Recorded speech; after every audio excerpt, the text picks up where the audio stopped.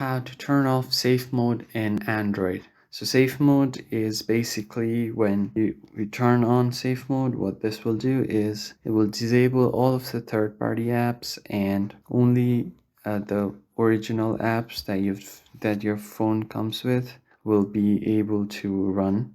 So all of these apps are not available at the moment. You cannot run them, and all of these apps are disabled. So what the safe mode is useful because if you're trying to figure out any problem on your phone and if you turn it on, then you might find out the problem is caused by a third-party app or the inbuilt app.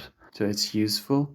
Now, in order to turn it off, you can basically swipe down on your notification panel and see an option to turn off safe mode from here. So you can just tap on it right here and it will say turn off safe mode, but it will restart your phone again. So just tap on turn off and it will basically restart your phone again and your safe mode will be turned off. Another way is just hold down your power button and simply restart or power off your phone and then power it back on, and it will automatically turn off the safe mode. If you found the video helpful, please hit the like button and subscribe to the channel. I'll see you on the next one.